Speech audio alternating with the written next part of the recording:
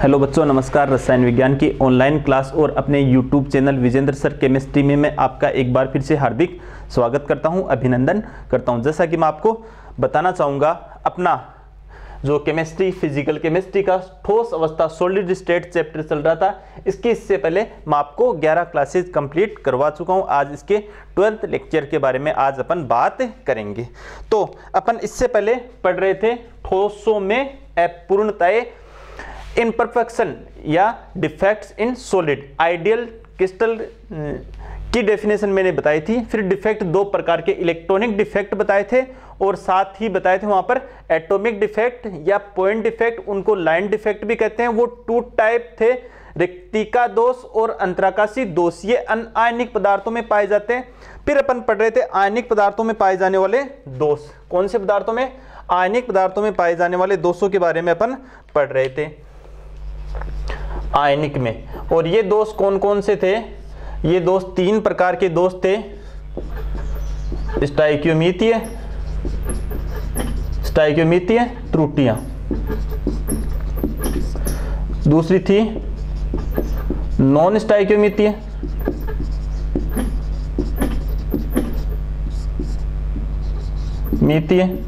और तीसरा था अशुद्धि दोष, या इसको अपन कह रहे थे इम्प्योरिटी डिफेक्ट्स।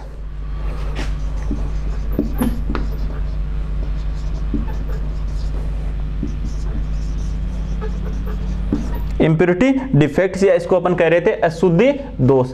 अब इसमें अपन ने अध्ययन कर लिया था कौन सी त्रुटि के बारे में? जो स्टाइक्योमीतीय,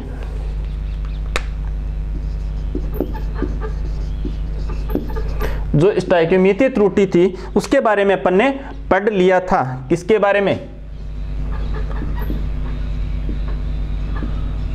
स्टाइक्योमीतीय दोष। इसको क्या कह रहे थे अपन?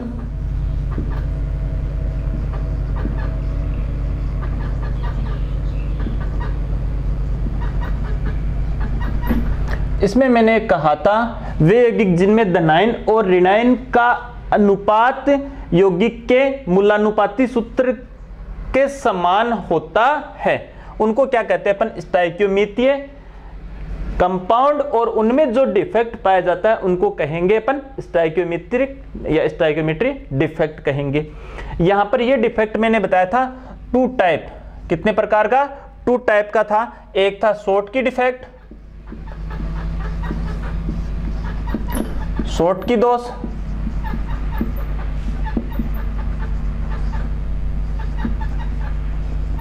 और एक था फ्रेंकल डिफेक्ट।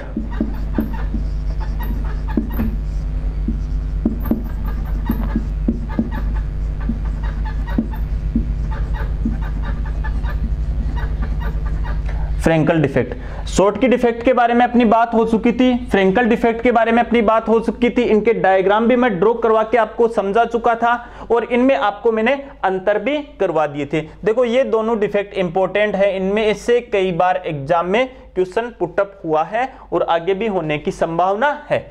इसके बाद में कौन सा आता है?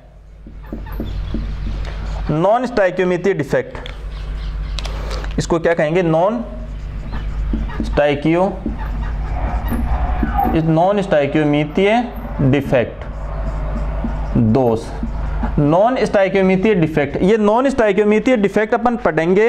इससे पहले अपन एक चीज देखेंगे कि नॉन स्टाइक्योमीतीय ये कंपाउंड क्या होते हैं, नॉन स्टाइक्योमीतीय यौगिक क्या होते हैं। वे यौगिक जिनमें धनायन और ऋणायन का अनुपात यौगिक के या जालक के मूलानुपाती सूत्र के अनुसार नहीं होता है या मूलानुपाती सूत्र से भिन्नता दर्शाता है, ऐसे यौगिकों को अपन क्या कहेंगे? नॉन स्टाइक्योमीतीय यौगिक। और इस यौगिकों में जो त्रुटि पाई जाएगी, जो डिफेक्ट पाया जाएगा, उस डिफेक्ट को अपन क्या कहेंगे? नॉन स्टाइक्योमेट्री डिफेक्ट के नाम से जानते हैं। क्लियर हुई ये बात सभी को? अब ये जो नॉन स्टाइक्योमीतीय डिफेक्ट है, ये आल्सो 2 टाइप। ये भी कितने प्रकार का होता है? नॉन स्टाइक्योमीतीय डिफेक्ट भी कितने प्रकार का होता है? 2 प्रकार का। एक होता है मेटल एक्सेस डिफेक्ट, यानी इसको अपन कहते हैं धातु आधिक्य दोष। धातु आधिक्य दोष और इसको कहते हैं, दूसरा है धातु न्यूनता दोष। क्या कहते हैं इसको? धातु न्यूनता दोष। आप देखो, इसको अपन अधातु अधिक्य दोष भी बोल सकते हैं।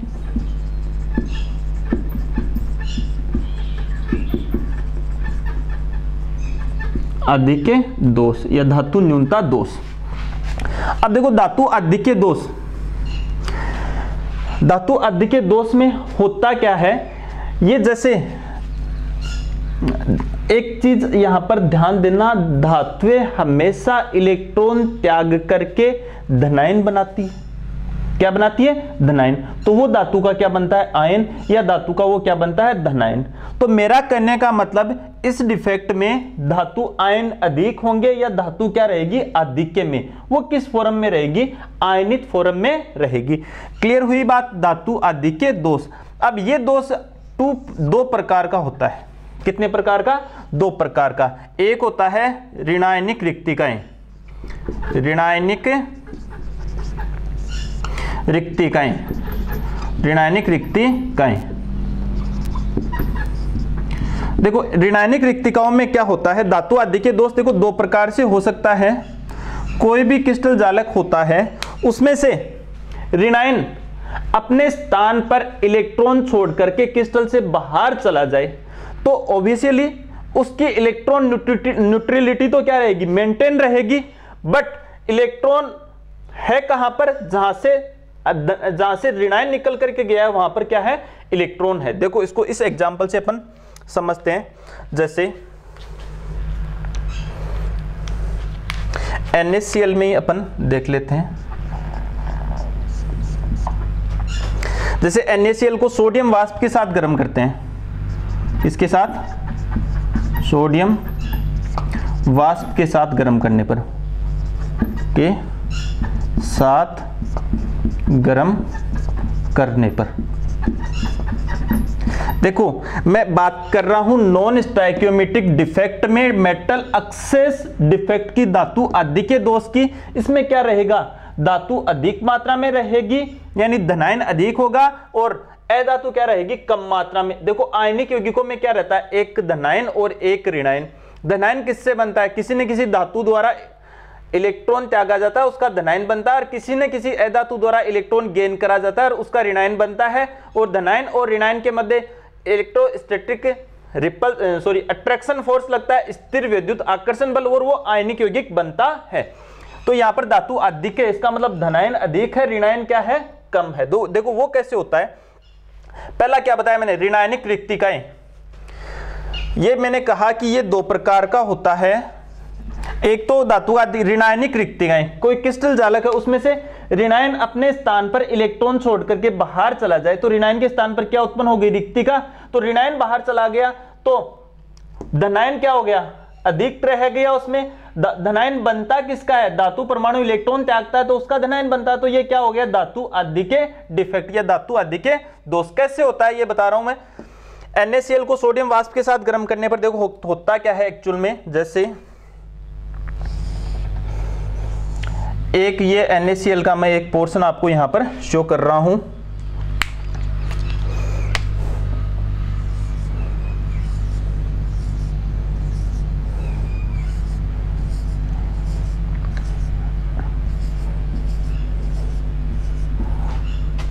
जैसे मान लो ये है NaCl, इसमें ये है, एक बार मैं थोड़ा इसको ड्रॉ थोड़ा अच्छे से कर देता हूं, इसको फिर से देखना। जैसे ये कोई NaCl है यहाँ पर,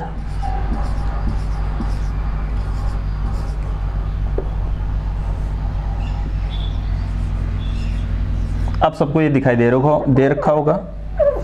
अब इसमें Na plus Cl minus, Na plus Cl minus, Na plus, और ये Cl minus, Na plus Cl minus, Na plus Cl minus, Na plus Cl minus, Na plus Cl minus, Na plus. ये कोई crystal जालक है। अब इसमें क्या होता है, जब इसको सोडियम वाष्प के साथ गर्म करते हैं तो ये क्लोरीन देखो ऋणायनिक रिक्तिका, ये क्लोरीन अपने स्थान पर इलेक्ट्रॉन छोड़ करके इससे क्या चला जाता है बाहर, तो इसको क्या कहते हैं अपन, इसको क्या कहेंगे, ऋणायनिक रिक्तिका। क्या कहेंगे इसको, ऋणायनिक रिक्तिका। अब देखो इस ऋणायनिक रिक्तिका को ही अपन किस नाम से जानते हैं, इसी को अपन क्या कहते हैं, एफ केंद्र भी कहते हैं। क्या कहते हैं इसको, एफ केंद्र भी कहते हैं। एफ केंद्र क्यों कहते हैं, क्योंकि एफ क्या है, एक जर्मन शब्द है, जो क्या है, जर्मन शब्द क्या है, फोर्बेजेंटर। फोर्बेजेंटर का ये पहला अक्षर एफ है, इससे लिया गया है। इसका अर्थ होता है रंग के लिए उत्तरदायी केंद्र।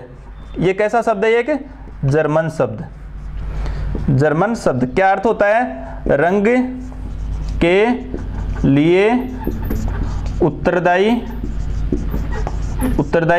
केंद्र। क्या होता है इसका शाब्दिक अर्थ यहां पर, रंग के लिए उत्तरदायी केंद्र। देखो ये रंग के लिए ये केंद्र कैसे उत्तरदायी होता है, वो चीज भी मैं आपको यहां पर समझाता हूं। जैसे इसको सोडियम वाष्प के साथ अपन गर्म करते हैं, तो यहां पर जो ऋणायन है वो इलेक्ट्रॉन छोड़ करके क्रिस्टल से बाहर चला जाता है, अर्थात ऋणायनिक क्या हो जाती है, रिक्तिका हो जाती है। ऋणायन के स्थान पर क्या आ जाता है, इलेक्ट्रॉन आ जाता है, इसको ऋणायनिक रिक्तिका कहते हैं। इसी को अपन क्या कहते हैं, एफ केंद्र। एफ केंद्र क्यों कह रहे हैं इसको, क्योंकि ये रंग के लिए उत्तरदायी केंद्र है, और जर्मन शब्द फोर्बेजेंटर का पहला अक्षर क्या है, एफ है, उससे ये लिया गया है, अर्थात इसका अर्थ होता है रंग के लिए उत्तरदायी केंद्र। अब ये रंग के लिए ये केंद्र कैसे उत्तरदायी है, उसके बारे में आपको बताता हूं। जैसे इसको सोडियम वाष्प के साथ अपन गर्म करते हैं, ऋणायन यानी क्लोराइड आयन इलेक्ट्रॉन त्याग करके बाहर निकल जाता है। ये इलेक्ट्रॉन ताप ग्रहण करके, एनर्जी ग्रहण करके निम्न ऊर्जा स्तर से क्रिस्टल के उच्च ऊर्जा स्तर में जाता है, और वहां पर ऊर्जा ज्यादा होने के कारण अस्थायी होता है, तो वापस निम्न ऊर्जा स्तरों में लौटेगा, तो प्रकाश का क्या करेगा, उत्सर्जन करेगा, और जिस रंग के प्रकाश का उत्सर्जन करेगा उसका पूरक रंग अपने को क्रिस्टल का दिखाई देगा। यह चीज आपको क्लियर होनी चाहिए। तो इनको क्या कहते हैं अपन, एफ केंद्र। इन एफ केंद्रों के कारण ये क्रिस्टल अपने को कैसा दिखाई देता है, रंगीन दिखाई देता है। तो जैसे NaCl को सोडियम वाष्प के साथ गर्म करने पर ये कैसा दिखाई देता है, ये अपने को पीले रंग का दिखाई देता है। किस रंग का दिखाई देता है, पीले रंग का दिखाई देता है। इसी प्रकार LiCl को भी गर्म करने पर लिथियम के साथ ये पीले रंग का दिखाई, और अन्य इस प्रकार के जो आयनिक होंगे उनको गर्म करने पर ये अपने को कैसे दिखाई देंगे, रंगीन। इस प्रोसीजर के कारण ये अपने को कैसे दिखाई देते हैं, रंगीन दिखाई देते हैं। तो ये चीज आपको सबको क्या होनी चाहिए, अच्छे से क्लियर होनी चाहिए। तो मैंने धातु मेटल एक्सिस डिफेक्ट में क्या बताया, एनायनिक वर्ड्स वाला आपको क्लियर करवा दिया है, इसके बारे में मैंने आपको बता दिया है। तो ये भी कैसे रंग का दिखाई देता है, पीले रंग का। अब KCl होता है वो बैंगनी रंग का, यानी ये सभी इसी के कारण कैसे दिखाई देते हैं, रंगीन दिखाई देते हैं। ये चीज सबको क्या होनी चाहिए, क्लियर होनी चाहिए। तो ये धातु आदि के दोष में पहला मैंने बता दिया ऋणायनिक रिक्तिकाएं, और इसमें मैंने कहा ये दो प्रकार का। तो इसका जो दूसरा प्रकार है वो है अंतराकाशी। अंतराकाशी स्थलों में अतिरिक्त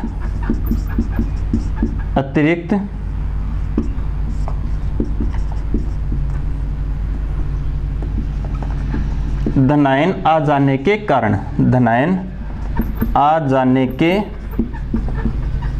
कारण, देखो पहला तो क्या, किस कारण से मेटल एक्सिस धातु आधिक्य यानी धनायनों का आधिक्य, धातु आधिक्य मतलब धनायनों का आधिक्य, ये बता चुका। धनायन धातु के परमाणु ही इलेक्ट्रॉन त्यागते हैं तो वो धनायन बन जाते हैं, तो धनायनों का आधिक्य मतलब मेटल एक्सिस होगा, धातु आधिक्य। क्लियर होगी ये बात। कैसे ऋणायन निकल जाए तो धनायनों का ऑब्वियसली क्या हो गया, आधिक्य हो गया, तो धातु आधिक्य। अंतराकाशों में अतिरिक्त धनायन, धनायन क्या है, धातु ही है, धातु द्वारा इलेक्ट्रॉन त्यागने पर जो आयन बनता है वही है धनायन। तो ये धनायन या धातु आधिक्य एक ही बात है यहाँ पर। अंतराकाशी स्थलों पर अतिरिक्त धनायन आ जाने के कारण, बताओ कोई भी क्रिस्टल है, न्यूट्रल है, अब उसके अंतराकाशों में छोटे छोटे रिक्त स्थान हैं, उन पर धनायन आ जाए तो धातु आधिक्य या धनायन आधिक्य हुआ या नहीं हुआ, वो जो दोष होगा वो कौन सा दोष हो जाएगा, धातु आधिक्य दोष का ये अंतराकाशी स्थलों पर अतिरिक्त धनायन आ जाने वाला। जैसे अपन बात करें जैसे जिंक ऑक्साइड की बात करें, जिंक ऑक्साइड कमरे के तापमान पर ये श्वेत रंग का होता है। किस रंग का होता है? श्वेत रंग का। जब इसको अपन क्या करते हैं, गर्म करते हैं, तो जिंक आयन तो अंतराकाशी स्तरों पर चले जाते हैं। कहां पर चले जाते हैं? कुछ जिंक आयन अंतराकाशी स्थलों पर, और यहां पर 2 इलेक्ट्रॉन प्लस हाफ O2। ये अधातु है, अधातु ही तो है ये अधातु इलेक्ट्रॉन त्याग करके क्रिस्टल से बाहर निकल जाती है। क्या कह रहा हूं मैं? ये ऑक्सीजन अधातु इलेक्ट्रॉन त्याग करके क्रिस्टल से बाहर चली जाती है, यानी अधातु इलेक्ट्रॉन त्याग करके क्रिस्टल से कहां चली जाती है? बाहर। और अंतराकाशों पर कौन चले जाते हैं? जिंक आयन चले जाते हैं। और क्रिस्टल की विद्युत उदासीनता बनाए रखने के लिए अन्य अंतराकाशी स्थलों पर क्या आ जाते हैं? जितने धनायन पहुंचते हैं उतने ही संख्या में क्या आ जाते हैं? इलेक्ट्रॉन आ जाते हैं। जैसे मैं यहां पर एक बात करूं, आपको समझाऊं उदाहरण के माध्यम से। जैसे मान लो ये जिंक ले सकते हैं या फिर Ab प्रकार का आयनिक यौगिक अपन ले सकते हैं यहां पर। अब इस Ab प्रकार के आयनिक यौगिक में होता क्या है,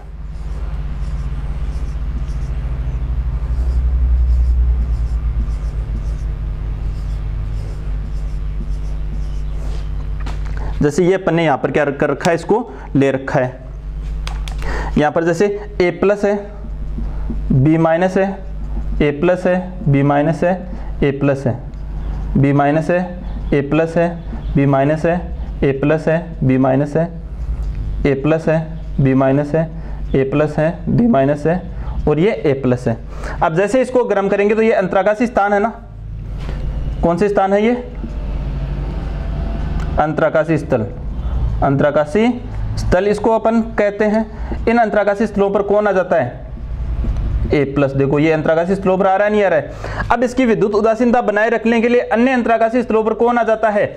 इलेक्ट्रॉन आ जाता है। और जो ये अधातु परमाणु यहां पर ये ऑक्सीजन था, वो क्रिस्टल से बाहर चला जाता है। तो इस प्रकार का दोष कौन सा दोष है? मेटल एक्सेस डिफेक्ट, यानी धातु आधिक्य दोष में कौन सा रूप है? अंतराकाशी स्थलों पर अतिरिक्त धनायन आ जाने वाला। तो ये मैंने आपको नॉन स्टोइकियोमेट्रिक डिफेक्ट में कौन सा करा दिया? मेटल एक्सेस डिफेक्ट पूरा कंप्लीट करवा दिया है। इसमें किसी को कोई दिक्कत नहीं होनी चाहिए। एफ केंद्र से प्रश्न पूछा गया है और एफ केंद्र से प्रश्न पूछा भी जाता है। तो एफ केंद्र आपको सभी को अच्छे से क्लियर करना है। ये जो इलेक्ट्रॉन है, ये वाला केंद्र ही कौन सा केंद्र है? एफ केंद्र। तो एफ केंद्र कैसा है? Metal access. कौन सा? Non stoichiometric defect. कौन से यौगिकों में? आयोनिक यौगिकों में। ये चीजें अपने को क्या होनी चाहिए? सबको क्लियर रहनी चाहिए।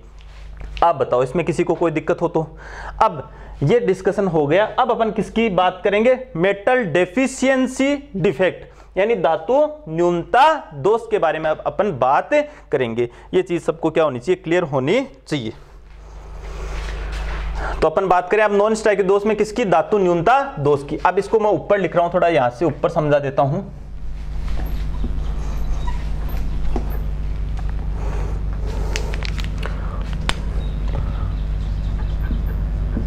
धातु न्यूनता दोष, इसको कहते हैं अपन मेटल डेफिशिएंसी डिफेक्ट या धातु न्यूनता दोष। देखो ये धातु न्यूनता दोष कैसे हो सकता है? ये भी 2 प्रकार का होगा।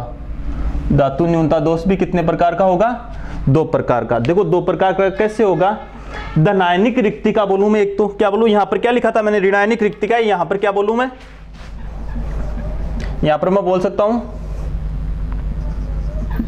धनायनिक रिक्तिकाएं। एक तो क्या बोल सकता हूं? धनायनिक रिक्तियाएं। और इसमें दूसरा कौन सा हो सकता है? अंतराकाशी स्थलों में, अंतराकाशी स्थलों पर या अंतराकाशी स्थलों में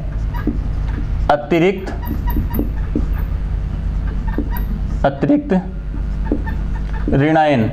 अगर दिख नहीं रहा है तो बोल रहा हूं ऋणायन आ जाने के कारण, ऋणायन आ जाने के कारण, यानी अंतराकाशी स्थलों पर अंतराकाशी स्थलों में अतिरिक्त ऋणायन आ जाने के कारण। एक टाइप तो इसका ये हो जाएगा धातु न्यूनता दोष में। ये एक और ये कौन सा हो गया बी। लेकिन ये अपने को बहुत ही रेयर मिलता है, रेयर, बहुत ही कम, न के बराबर। न के बराबर क्यों मिलता है, इसका कारण भी मैं अभी आपको बताता हूं। कैटायन और एनायन में साइज में बड़ा कौन होता है, एनायन। यानी धनायन क्या रहता है, साइज में छोटा, और ऋणायन क्या रहता है, साइज में बड़ा। आप सभी जानते हो धनायन कैसे बनता है, इलेक्ट्रॉन रिमूवल के पश्चात, इलेक्ट्रॉन निकलने के बाद। इलेक्ट्रॉन निकलने के बाद में धनायन का आकार क्या हो जाता है, और इलेक्ट्रॉन निकालोगे तो उसका आकार क्या होता जाएगा, छोटा होता जाएगा। ऐसे अपन सभी पढ़ते हैं कि धनायन का आकार जनक परमाणु से छोटा होता है और ऋणायन का आकार जनक परमाणु से क्या होता है, बड़ा होता है। और धनायन में से जैसे जैसे इलेक्ट्रॉन निकलते जाएंगे उसका आकार घटता जाएगा, ऋणायन में जैसे जैसे इलेक्ट्रॉन जोड़ते जाओगे उसका आकार क्या होता जाएगा, बढ़ता जाएगा। तो अब यहां पर चीज ये कि आयनिक यौगिक है, इसमें आयन है, अंतराकाशों में कौन जा रहा है, ऋणायन। ऋणायन का आकार है बड़ा और अंतराकाश होते हैं छोटे, जिनमें धनायन तो जा सकता है लेकिन ऋणायन वहां पर एग्जिस्ट नहीं कर सकता, ऋणायन वहां पर नहीं जा सकता। तो इस प्रकार का दोष क्या मिलता है अपने को, बहुत ही कम, न के बराबर। तो इस प्रकार का दोष अपने को जनरली नहीं मिलता है। दोष कौन सा रहता है, धनायनिक रिक्ति का दोष। कौन से, मेटल डेफिशिएंसी डिफेक्ट में, धातु न्यूनता दोष में। अब अपन बात करते हैं इसकी, धनायनिक रिक्तिकाओं वाले की अपन यहां पर चर्चा करते हैं। देखो धनायनिक रिक्तिकाओं में सीधी सी बात है, ऋणायनिक रिक्तिकाओं में ऋणायन निकल गया था, धनायनिक रिक्तिकाओं में जालक में से कौन रिमूवल हो जाएगा, धनायन रिमूव हो जाएगा। क्लियर है बात सभी को। अब इलेक्ट्रोन्यूट्रलिटी मेंटेन रखने के लिए जो पास वाला अन्य धनायन है वो अपनी ऑक्सीडेशन स्टेट को इंक्रीज करता है, और जो क्रिस्टल जालक होता है, जो आयनिक क्रिस्टल होता है, उसकी इलेक्ट्रोन्यूट्रलिटी मेंटेन रखता है। ध्यान से समझना, अगर कोई क्रिस्टल जालक है उसमें से धनायन बाहर निकल गया तो ऑब्वियसली यहां पर है कि धनावेश की मात्रा क्या हो गई, कम, और ऋणावेश की मात्रा क्या रह गई, ज्यादा। लेकिन आयनिक यौगिक है, विद्युत उदासीनता बनाए रखनी है। कैसे बने, धनायन तो निकल गया, अब उसके पास वाले धनायन हैं वो अपनी ऑक्सीकरण अवस्था में क्या कर लेते हैं, वृद्धि कर लेते हैं, और वृद्धि कर लेने के पश्चात वो जो अतिरिक्त ऋणावेश आता है उसको क्या कर लिया जाता है, बैलेंस्ड कर लिया जाता है। ये बात सबको क्या होनी चाहिए, क्लियर होनी चाहिए। जैसे FeO है, कौन है, FeO। क्लियर, इसमें Fe क्या है, ये फेरस है और ये है ऑक्साइड आयन। अब देखो धनायनिक, एक धनायन यहां से बाहर निकल जाए तो इसके पास वाले दो फेरस, दो ये किसमें चले जाएंगे, Fe3 और Fe3 किसमें चले गई है, इनको क्या कहते हैं अपन, फेरिक कहेंगे। क्या कहेंगे इनको, फेरिक। तो ये जो दो धनावेश, ये जो बाहर निकला था उसका चार्ज इसके साथ क्या हो जाएगा, फिर बैलेंस्ड हो जाएगा, नहीं हो जाएगा, ये मैं आपको आगे वैसे समझाऊंगा भी। तो विद्युत उदासीनता क्या रहेगी, बनी हुई रहेगी। क्लियर है। यहां पर मेन टर्म मैं ये समझाने की आपको कोशिश कर रहा हूं कि ये डिफेक्ट उन आयनिक यौगिकों द्वारा ही दर्शाया जाएगा जिनमें धनायन परिवर्तनशील ऑक्सीकरण अवस्था दर्शाता है। तो ये कौन से आयनिक यौगिकों द्वारा दर्शाया जाएगा, जिनमें जो धनायन है वो क्या दर्शाता है, परिवर्तनशील ऑक्सीकरण अवस्था दर्शाता है। यानी धनायन परिवर्तनशील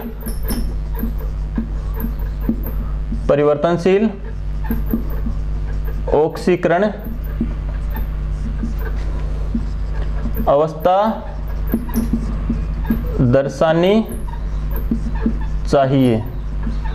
यानी धनायन द्वारा, यहां पर मैं लिख दूं थोड़ा ठीक, धनायन द्वारा परिवर्तनशील ऑक्सीकरण अवस्था दर्शाई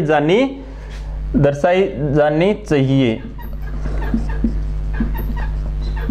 और ऐसे धनायन अपने को किसमें मिलेंगे, तो वो होंगे संक्रमण धातुओं के धनायन, संक्रमण धातुएं, या फिर मैं क्या लिखूं, उनके जो धनायन होते हैं वो क्या करते हैं, वेरिएबल ऑक्सीडेशन स्टेट शो करते हैं, परिवर्तनशील ऑक्सीकरण अवस्था वो दर्शाते हैं। तो इसमें धनायन कौन सा आएगा? धनायनिक रिक्तिकाओं वालों में धनायन आएगा, यहाँ पर वह धनायन आएगा जो संक्रमण मेटल्स में हो, संक्रमण धातु में हो, अर्थात संक्रमण धातु में ऐसा धनायन या ऐसा आयन रहना चाहिए जो वेरिएबल ऑक्सीडेशन स्टेट शो करे, परिवर्तनशील ऑक्सीकरण अवस्था दर्शाए। क्यों?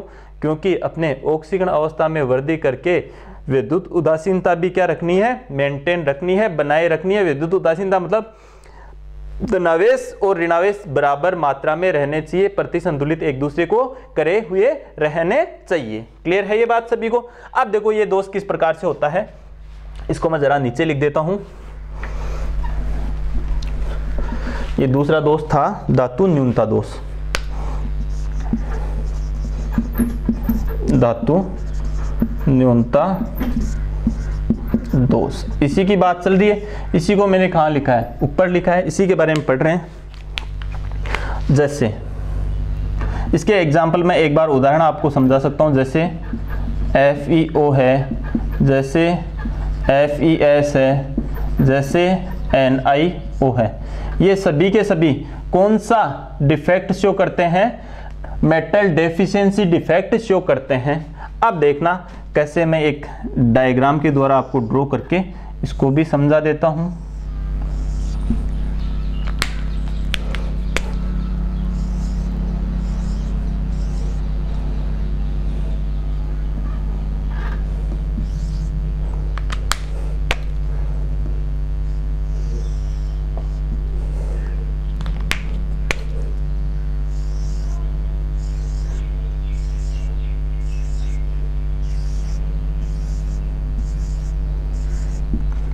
जैसे एक कोई क्रिस्टल है, FeO का ही ले लेते हैं अपन। किसका है ये? FeO का। जैसे ये है Fe2+, ये O2- ऑक्साइड है, Fe2+, O2-, ये O2-, Fe2+, O2-, Fe2+, Fe2+, O2-, Fe2+ और ये O2-। क्लियर है? ये कोई क्रिस्टल है। अब देखो इसमें धनायनिक रिक्तिका कैसे होगी? धनायन अपने स्थान से क्रिस्टल से बाहर चला गया और बाहर चला जाने पर ये क्या बनी? यहां पर धनायनिक रिक्तिका। क्या बनी? यहां पर धनायनिक रिक्तिका, और इसको अपन धनायनिक रिक्तिका दोष के नाम से भी कह रहे हैं। धनायनिक क्या बनी? यहां पर रिक्तिका। अब देखो क्रिस्टल में 2 प्लस की कमी होगी, 2 अतिरिक्त माइनस आएगा, इसमें 2- आएगा। तो मैंने कहा पास वाले 2 आयरन, जैसे ये आयरन, एक तो ये ले ले अपन, पास वाले 2 आयरन, ये आयरन और एक ये वाला आयरन, ये अपने ऑक्सीकरण अवस्था में क्या कर लेते हैं? वृद्धि। ये किस में चला जाता है? +2 से +3 में चला जाता है। किस में चला जाता है? +2 से किस में चला जाता है? +3 में। कौन से में चला गया? +3 में। ये भी कौन से में चला जाता है? +2 से +3 में। अब देखो Fe2+ को अपन क्या कहते हैं? फेरस कहते हैं। और Fe3+ को क्या कहते हैं? Fe3+ को कहते हैं फेरिक। क्या कहते हैं इसको? फेरिक। तो यहां पर देखो 2 Fe2+ आयन किस में चले गए? Fe3+ में। तो क्रिस्टल की विद्युत उदासीनता क्या रहेगी? विद्युत उदासीनता क्या रहती है? उदासीनता बनी रहती है। क्रिस्टल की विद्युत उदासीनता बनी रहती है। इलेक्ट्रॉन न्यूट्रलिटी यहां पर बनी रहती है। बताओ परिवर्तनशील ऑक्सीकरण अवस्था दर्शाने वाले धनायन इसमें चाहिए या नहीं चाहिए विद्युत उदासीनता बनाए रखने के लिए? ये भी बताओ। ये संक्रमण धातुएं तो आएगी जो परिवर्तनशील ऑक्सीकरण अवस्था दर्शाती है। क्लियर हुई क्या ये बात सभी को? हाँ। अब इसमें संपूर्ण क्रिस्टल में क्या होता है? संपूर्ण क्रिस्टल में Fe2+ किसमें अंतर परिवर्तित होते रहते हैं? Fe3+ में। यानी संपूर्ण क्रिस्टल में कभी Fe2+ और Fe3+ के मध्य इलेक्ट्रॉनों का अंतर परिवर्तन लगातार जारी रहता है। कभी ये +3 में आया, कभी ये +3 में आया, कभी ये +3 में आया, कभी ये, अर्थात इलेक्ट्रॉन मूव होता रहता है, इलेक्ट्रॉनों का अंतर परिवर्तन होता रहता है, जिसके कारण ये क्या दर्शाएंगे? ये कंडक्टिविटी दर्शाएंगे, जिसको मैं क्या कहूं? चालकता दर्शाएंगे। इलेक्ट्रॉनों के एक्सचेंज के कारण। किसके कारण? इलेक्ट्रॉनों के अंतः परिवर्तन के कारण इलेक्ट्रॉनों के अंतः परिवर्तन के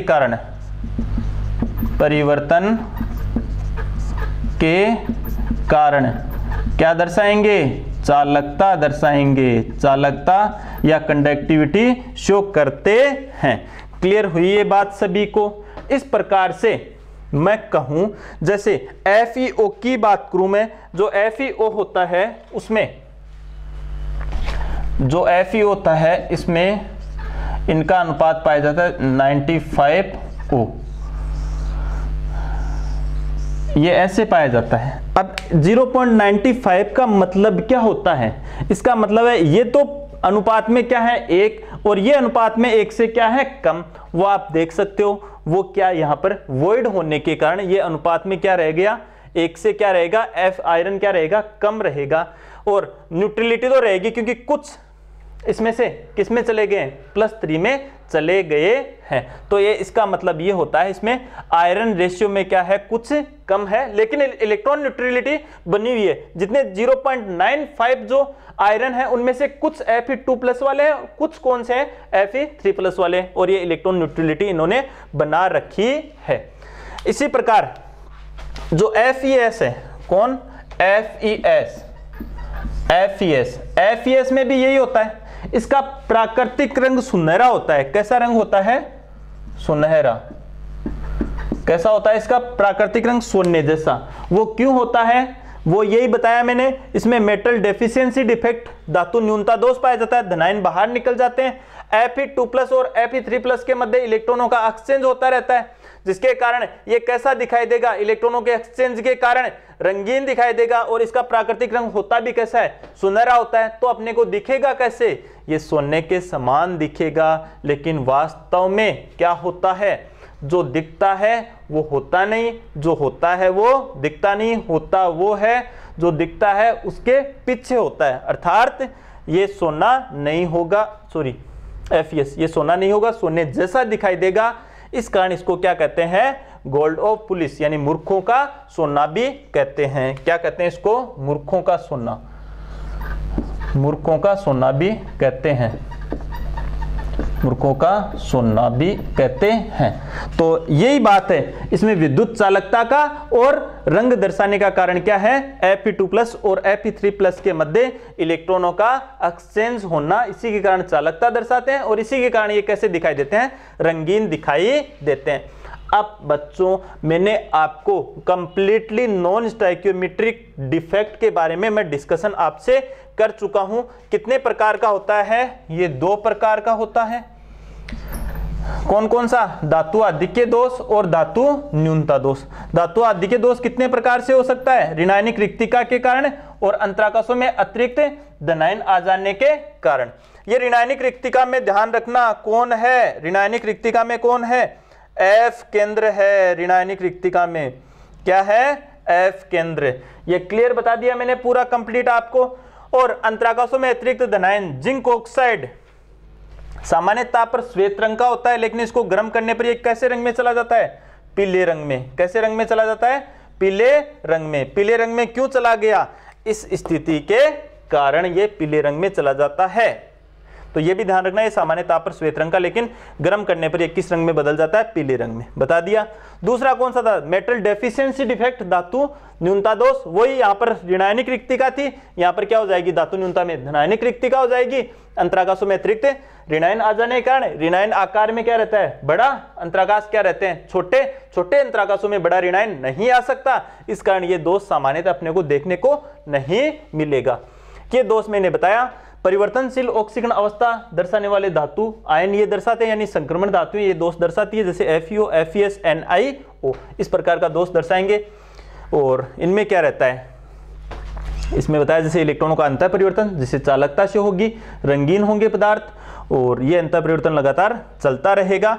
और ये बताया इसी कारण ये FeS प्राकृतिक सोने जैसा दिखाई देता है, अर्थात सुनहरी रंग, इस कारण इसको मूर्खों का सोना। और ये रेशियो इतना क्यों है, ये भी मैं आपसे चर्चा कर चुका हूं। तो इस प्रकार से stoichiometric defect 2 type, non stoichiometric defect 2 type, और फर्दर डिवाइडेड इन 2 पार्ट्स।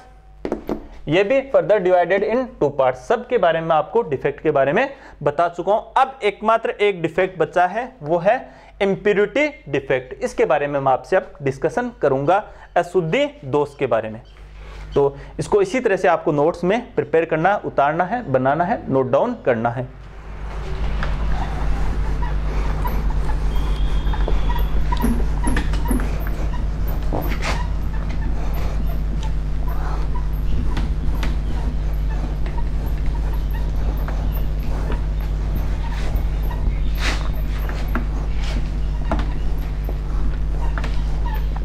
अब अपन बात करते हैं धातु। एक मैं मार्कर चेंज करता हूं। तीसरी अशुद्धि कौन सी है? थर्ड वाली अशुद्धि दोष डिफेक्ट है अशुद्धि दोष।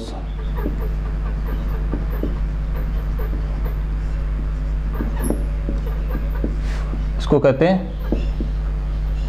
इम्प्योरिटी डिफेक्ट, अशुद्धि दोष।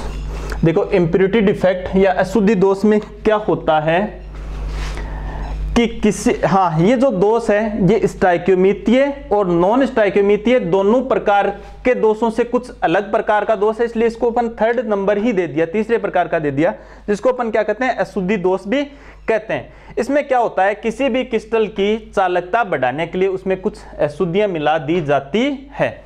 तो या फिर जब किसी क्रिस्टल में अपन किसी दूसरे प्रकार के आयन की अशुद्धि मिलाते हैं और उसका क्रिस्टलन करते हैं, तो उसमें कुछ दूसरे प्रकार के आयन आ जाते हैं और वो क्रिस्टलन हो जाता है, अर्थात क्रिस्टल का निर्माण हो जाता है, और उसमें जो दूसरे प्रकार के जो आयन होंगे वो किस रूप में रहेंगे? अशुद्धि के रूप में रहेंगे। इसको अपन एक एग्जाम्पल से आसानी से समझ सकते हैं अशुद्धि दोष को। जैसे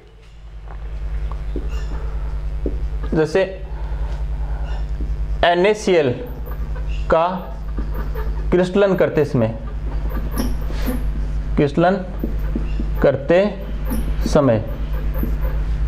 इसमें SrCl2 मिक्स कर देते हैं, मिक्स करते हैं तो क्या होता है? तो कुछ Na+ के स्थान पर Sr2+ आ जाते हैं। कुछ Na+ के स्थान पर कौन आ जाते हैं? Sr2+ आ जाते हैं, अर्थात 2 Na+ के स्थान पर एक Sr2+ आयन आ जाता है। जैसे मैं यहां पर बना करके बताता हूं।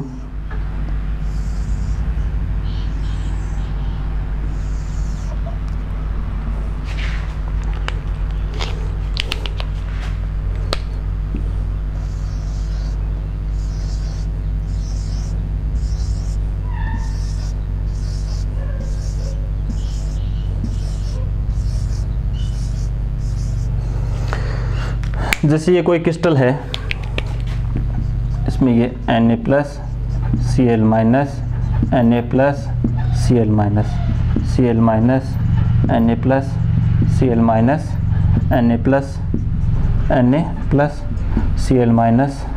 Na+Cl-, अब मैंने कहा इसका क्रिस्टलन करते समय इसमें किसकी इम्प्योरिटी मिला दें? SrCl2, स्ट्रोंशियम क्लोराइड की अशुद्धि।